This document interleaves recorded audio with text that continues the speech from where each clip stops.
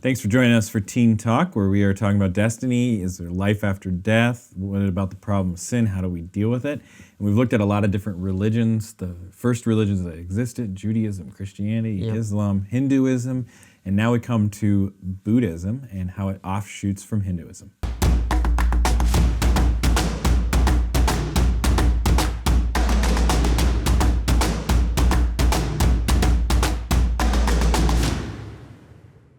All right, so we understood yesterday, we looked at the study of Hinduism, how it just kind of pops up in the Himalayan mountains, Mount Everest area, things like that, India, and that's about 1,500 years before Christ. Right.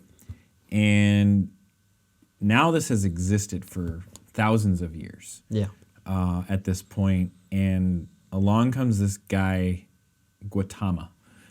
And he's a prince. He's a prince of, he's royalty. He's royalty in India. Yeah. Grows up in a royal household, and he is just watching Hinduism be practiced and lived out and observing that it's happened for like 2,500 years. It's been happening.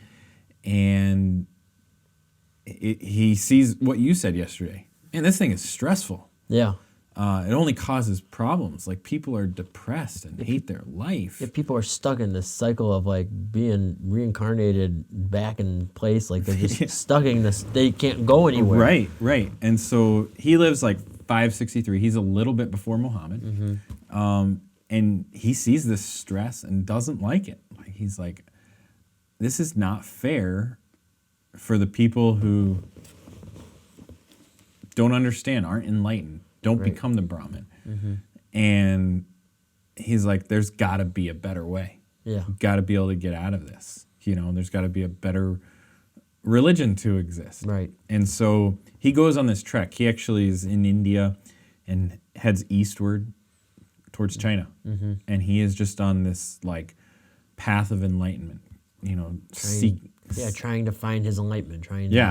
And so he gives up the world. Like, he has the kingdom and the money and the food and the women. He has everything a fleshly person could want. Right. And he says, you know, this is only a trap. Like, it doesn't do anything. Like, he is almost one of the Brahmin in a way, you know, in the Hinduism mindset. And he's like, this can't be true. And so he goes on this enlightenment journey in his life, literally leaves his India palace and goes eastward and seeks enlightenment and ultimately, like, what he would say is true belief, true religion, true freedom from the problem of sin. Yeah, he reaches what we'll learn is nirvana. The highest state. He reaches this like state of enlightenment. He believes that he's reached this, and right. I think it's a process of him like starving himself out in the woods or something for a long period of time, and through that process, he reaches nirvana and becomes the Buddha. Right, and so when you look at Buddhism, they believe in deep meditation, thinking, removal of desire, desire for things, because what Gautama, who we refer to as Buddha, that's the guy. Okay, everyone refers to him as Buddha, but really what they believe is the goal is for us all to become a Buddha. And a Buddha is someone who reaches nirvana and in full enlightenment. And that full enlightenment ultimately is the removal of desire for the things of this world. That's their ultimate belief. To segregate yourself from the world. Yeah, and so we do that through meditation and fasting and sacrifice of fulfilling our desires. So we don't have them here, dang, but your Skittles. Oh, we can get them. They're over there. But if we had your Skittles here, Buddhist thing is like, if you have a desire for Skittles, that you would fast or sacrifice or give up Skittles till the point that you didn't desire Skittles anymore. And that would bring me closer to reaching my nirvana. Yeah, removing the desire for Skittles, like, so part of it is like removing yourself like into the woods like he did. And And then ultimately it'd be to come back into the room with the Skittles. And if you had a desire for it, you needed to go back out into the woods and continue to meditate and pray on a way to remove yourself from the desire of Skittles. And one day, hopefully, you could sit in the room with Skittles and have zero desire to have them. Yeah, like their idea of a Buddha would be like, what Skittles? There's Skittles in here? I don't see the Skittles. Right, right. And so that is their ultimate goal, is to remove ourselves from complete desire for anything of this world. That's depressing. Yeah. That's depressing, because what we see in the Bible is Jesus says, I came to give you a rich and satisfying life. Buddhism is very depressing. Yeah. Hinduism is very depressing. So like, what's interesting is he sees Hinduism as depressing, and he goes, in my mind, and makes an even more depressing religion. Yeah, he makes it more self-worked. Like you have... He actually almost like reverses the whole thing, because like they believe in reincarnation to move up and be more and more pleasureful, like have the kingdom and stuff. And he's at the top, the Brahmin. He almost is like, we need to reverse the reincarnation system, because Buddhism does believe in reincarnation. Yeah. But we need to remove ourselves from the desire of stuff. So we need to actually become the impoverished. Yeah. And take that all away from ourselves. You know? Yeah. And man, that's tough. You know? And so what we see, though, again, is this idea of works-based. Just the works is that we work desire out of ourselves. Yeah. You know, like we become good. Like, and so Gautama becomes their guy. Like he's the enlightened one. And that's why they refer to him as Buddha. Yeah. Interesting thing, though, is you were asking me, before, so Buddhism is removing desire. Gautama Buddha specifically was like a stick. Because he fasted all the time. He never ate anything. Starved himself to remove himself from the desire to achieve nirvana. So what's the question you asked me a minute ago? Well, you see Buddha statues all the time at like stores and wherever. I mean, Chinese restaurants. And Buddha's big. Buddha's Fat. is I wouldn't really. I wouldn't say big. Like sumo wrestler, like yeah. Big. Yeah. So what's all that about? So we actually Googled it. Why is Buddha fat? If they believe in the reverse, you know. Yeah. It's actually a confusing thing, because when I looked it up is because it refers to prosperity and wealth. Right. Which is actually anti-Buddhism. Yeah, because if you have prosperity and wealth, aren't you living like... Yeah, you have desire. You're fulfilling desire in your heart. Yeah. Which that's anti it. But that's why Buddha's fat, is you will have prosperity and wealth in your life by worshiping this golden statue. So it's almost, their religion has actually shifted from their original, like founder. Yeah. And what he lived for and what he believed and what they say that their religion teaches through meditation, the removal of desire. But they still have a desire for prosperity and wealth. Right. It's confusing. You know? It's very confusing. They don't actually come back to one foundational idea. But that prosperity and wealth, fat thing, that exists. Even today. You know, I happened to be in Cuba recently, back in February, and they operate off that. If you are heavier... Shows a sign of royalty. Yeah, they expect you to be the richest one in the room. Because they feel like you have the means in order to, like, if you are overweight, that way you have the means of, like, extra things. And this is something that's existed forever. I mean, we were just talking about a guy in the Bible from Judges 3. Yeah, Judges 3. And what's his name? King Eglon. Of Moab. Yeah, and he was a super fat guy. Big guy. Because with that, like, royalty meant you got to eat well. And people brought you the rich, fatty foods. And so you just pleasured yourself. Yep. And often that meant you got fat because you were eating rich, fat foods. Yep. But King Eglon, just because it's a fun story, what happens to him? So he sends Ehud. Yeah. This is God sends Ehud. God sends Ehud as a judge of Israel, equipped with like this double-edged dagger on his thigh, to go. Which was how big? 1 foot. 1 foot long. So you're looking at, I don't know, like that long of a dagger. It's really big. and sends it in there to go stab this guy. Okay. And he stabs him, and his whole handle gets lost into this guy's stomach. It's crazy. It is. Like, he's a big guy. He stabs him with a knife. So if you want to read a crazy cool story, it even says Judges 3. It even says it. Eglon, who was very fat. After delivering the payment, Ed had started home with those who had. Go on and read the story. It's a good story. Yeah, and he stabs him. Literally, his hand gets sucked into the guy's belly, and the sword disappears. This dagger, this 1 foot. That's how big the guy is. But this is something that exists. That's why it gets transferred. It's just when we've been talking about not being conformed to the world, but transformed by the renewing of our mind. Mm-hmm. The thing with these religions is they keep conforming ideas from the world into their religion. Mm-hmm. So while Gautama Buddha came up with these ideas of sacrificing your life till you were free from the removal of desire, over time, they have wrapped back in this idea of prosperity and wealth and fat guy. Contradictory to what his message is in the first place. Yeah. Completely. Right. And there, we're seeing Galatians 1 again, this changing of the story. Yeah.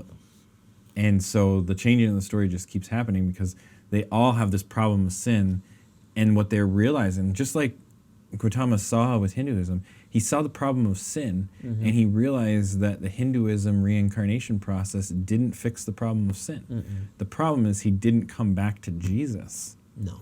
He came back to his own idea. Well, maybe it must be the idea of removal from desire. And he works on that his entire life and, dies. Yeah.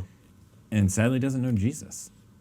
And we see that in our reading is that, 1 Peter 5, 6 and 7. So humble yourselves under the mighty power of God, and at the right time he'll lift you up in honor and give all your worries and cares to God, for he cares for you. Like he had these worries and cares and stress, and all he had to do was humble himself before God, and he spent his life depriving himself of everything. Yeah. God wanted to give him a rich and satisfying life, and he spent his entire life depriving himself of it because he was worried and anxious and stressed out about this worry of sin. He never came to the true answer. Yeah, he's trying to fix the problem himself. Yeah.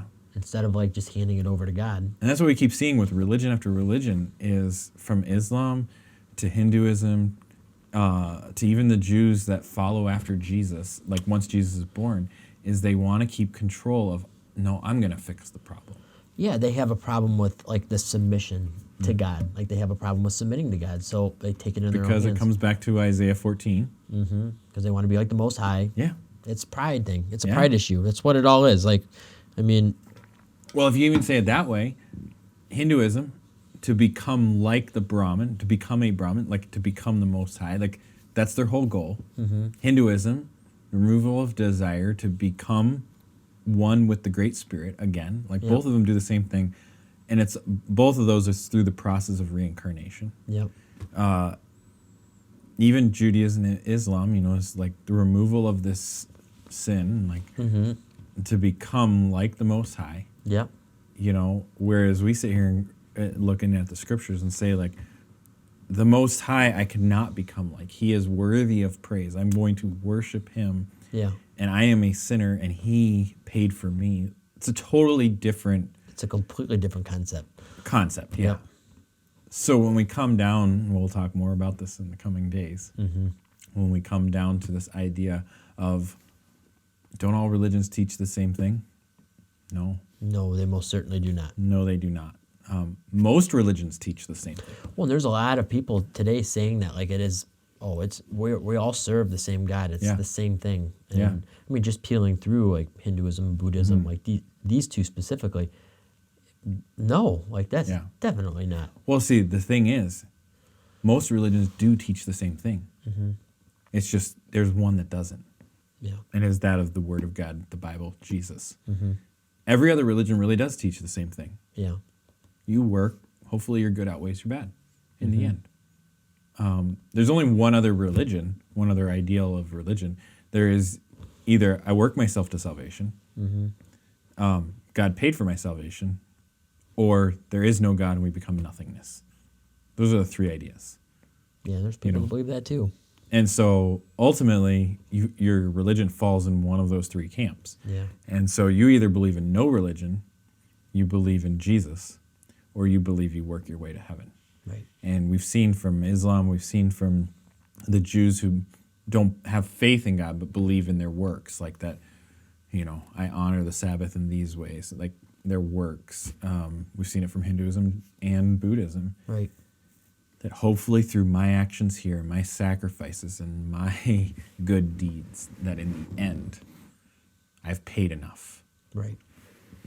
And sadly, that's not enough because we can't do anything. It's nothing we've done. We've seen that from Ephesians multiple times. Yeah. We see that from Romans. No one is, from our reading today, no one is righteous, not even one.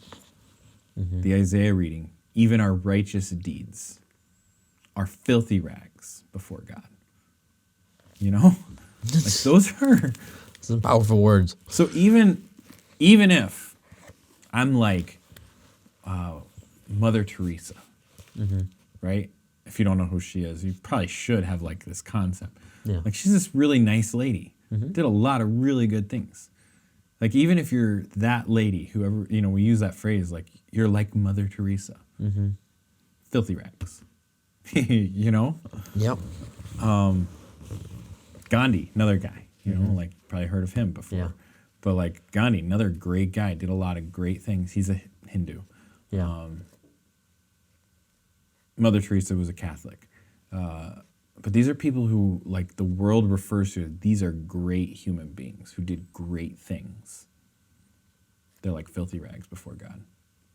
Because we don't get to decide. That's the thing you see with Islam, you see that with Hinduism and Buddhism, is who decides what good is. And it comes down to man decides. And what we see in the Bible is God decides. God decides what's good and what's bad. And so Buddhism here, they have this eightfold path. They call it the eightfold noble path. Gautama, when he created this as a process, again, like Islam came up with the fivefold path kind of thing of these 5 pillars of Islam. Hinduism didn't really have ultimate method other than reincarnation. And they had their pyramid and their categories of up and down, but it's so many different ideas, they don't really know what they believe. And so Gautama comes down to like defining these eightfold. It looks like a wheel.